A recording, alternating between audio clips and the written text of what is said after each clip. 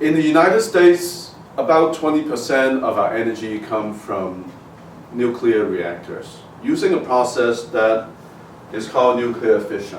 What you have is that basically you have uranium-235, and then you have shooting at it a neutron with an atomic mass of 1, and that would be turned into barium as well as krypton. That has a total atomic mass of this one here is 92, and the barium is 142. And then on top of that, you would emit two neutrons with an atomic weight of 1 and 1. Now if you add all that together, you basically, roughly, this would be 235 plus 1 neutron, and therefore you have 236. On the other side, if you add all these numbers together, you also have 142 plus 92 plus another 2, which is also 236. But in fact, actually, this is slightly less than 142 and slightly less than 92. It actually have a deficit of 0.2 of the mass of a neutron. So this mass here, which is a slight variation from the actual atomic number, the atomic weight is slightly less than the atomic number that you have. And what, again, we can apply the energy equation of Einstein, E equal to mc squared. And what you have is that you have 0.2 of the mass of a proton times c squared, and that turned out to be a fair amount of energy. Now notice that we only have about 0.1% instead of 0.75% of the total mass converted to energy, whereas 0.75% is the amount of mass is converted by nuclear fusion. You only have about 0.1% of the mass being converted into energy through the process of nuclear fusion. Let's have a look at this animation here. And in this case here, what you have is a uranium-235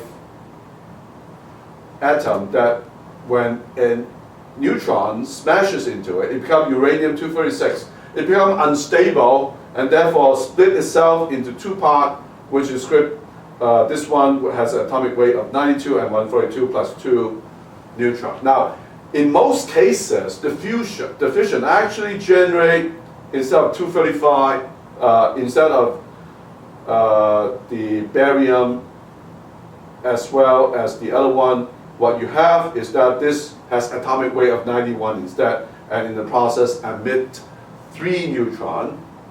So 1 neutron accepted by uranium-235 become 2 atoms plus 3 neutrons.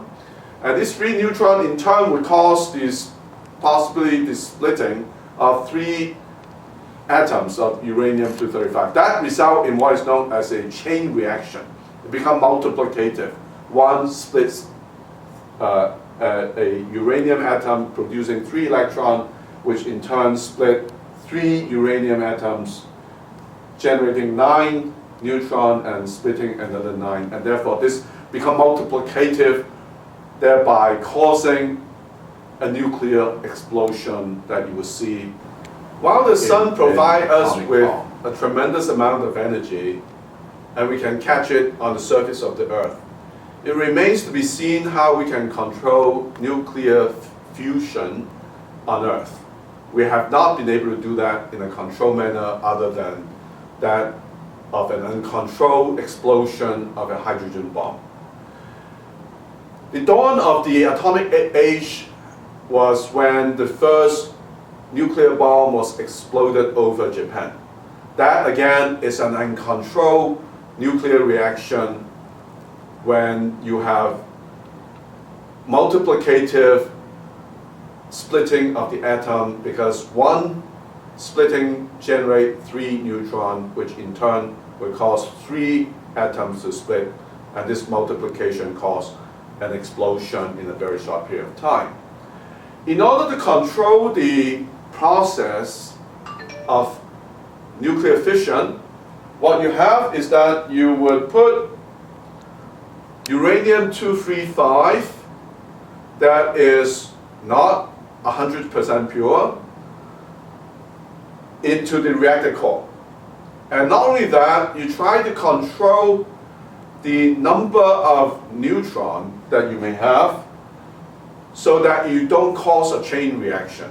You would have a constant generation of neutron, but yet some of the neutron that is generated because of the fission of uranium-235 is absorbed by materials such as graphite. So by lowering or raising graphite into the nuclear core, you will control the amount of absorption of excess neutron, and therefore you can control the process of fission. Now, the nuclear reactor is under tremendous pressure because you need to cause the heat to be carried out to a steam generator. And this tremendous pressure is around 160 times the pressure of atmosphere. So even at a water temperature of 330 degrees Celsius, water is not boiling at that higher temperature. It remains as a liquid because of the pressure being 160 times that of atmospheric pressure. So the heat is carried out of the nuclear reactor, which is a pressure vessel, and the heat will be exchanged, and the radioactive water will be returned back into the nuclear reactor. Whereas in this case here, you will have steam generated here. Now in the steam generator, the pressure is reduced to 60 times atmospheric pressure, or 6 million Pascal. And bear in mind, 1 bar is equal to 100,000 Pascal, equal to roughly 1 atmospheric pressure. So this is still at a pressure of 60 times atmospheric pressure. If you check the steam table, at 60 times of atmospheric pressure, water would boil at a temperature of 280 degrees Celsius. This is saturated steam, not superheated steam. And this steam would go into driving a turbine and in turn generating electricity through a generator which carry off the power from the nuclear power plant. In this case here, the exhaust steam would then be condensed in a condenser and recirculated back to the steam generator in order to generate steam again to turn the turbine.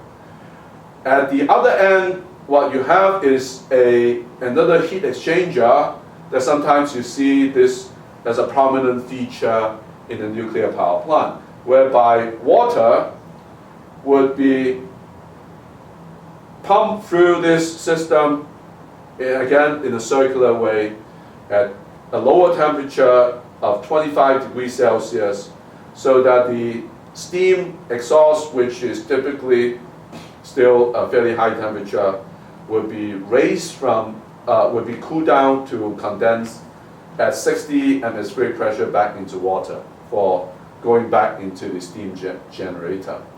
And the cooling down of the exhaust steam by this water here, the return of the heated water is only a mere 10 degrees Celsius higher than the return water at 25 degrees Celsius, 35 degrees Celsius here. And this waste heat is then released into the atmosphere. Now in nuclear power plant whereby it's close to the ocean, very often they will simply use the ocean water to do the heat exchange and dumping the heated water into the ocean. What happened in Fukushima is very tragic. In Japan, when there was an earthquake and there was a tsunami, what happened was that it knocked out the pumps that move the water, first of all, to cool down the exhaust of the turbine, and also it knocked out the pump that actually would pump water into the steam generator. So what actually happened is that these things remain critical, and it's generating so much heat, and because the pump are not working and therefore not removing the heat away, causing tremendous amount of temperature increase in both the pressure vessel as well as the steam generator. At a very high temperature, the water inside will break down into hydrogen and oxygen.